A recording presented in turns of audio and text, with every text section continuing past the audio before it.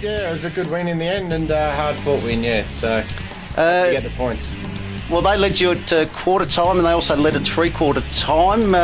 You're quite boisterous out there. We could hear you weren't too far away from you. It was a really tough game, I suppose, in the end. Was it just things not quite going to plan, or you seem a bit frustrated at times? Mate, you probably don't come often enough and think of fights like that much, folks. That's just my style. You probably want to think about parking the van over there. But anyway.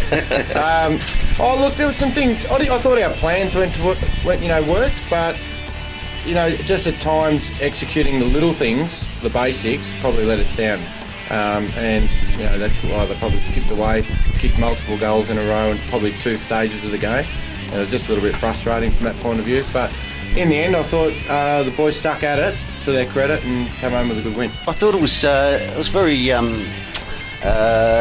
skilled. A lot of skill errors and a lot of out of bounds on the fall. Was that just the pressure from the East Malvern boys, or was it the boys just seemed to lack a bit of skill? A lot of players were going to ground as well. We thought it was a good track. We found players slipping over, and yeah, I noticed that as well. Players going to ground, and they're certainly not instructed to go to ground. No.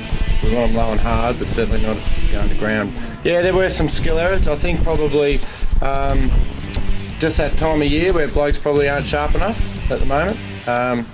Certainly we need to work on it, and probably just some decision making was kicking out on the floor as well. Point I was trying to make. I don't know if it was necessarily basic not being able to kick, but just the choices that they were making with ball in hand. Yeah, it's something we need to work on. But the pressure by East Melbourne, it was definitely good too. So it was one of those matches. Everyone knew that there was a lot at stake, and probably the inferred pressure because of what it was at stake probably made the game rise in stakes a little bit. Benny, you must have been really pleased with your back line today. They really stood up. Damien Lynch did a really good job on Mark Ryan, and obviously Ben Duthie as well really gives you a lot of stability back there. Yeah, look, to be honest, our back line's been great all year, despite the fact that we've lost some key defenders from last year. Lynchy's, he's just an outstanding player despite appearances. He's not. He doesn't look like a real footballer, does he? He's played in, I think, 4 premierships at Old Zavs, and he's played in 1 here, and he's. And he started slow with you guys at full forward, and I thought, I don't know whether there's a game past him, but he's this season. No, he's had a great year. He's had a great year. He's been outstanding back there.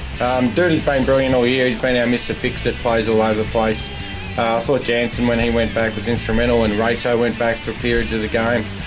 He gave some really good run off half back, which forced their forwards to be a bit more accountable. And yeah, I thought overall the back line really did function well.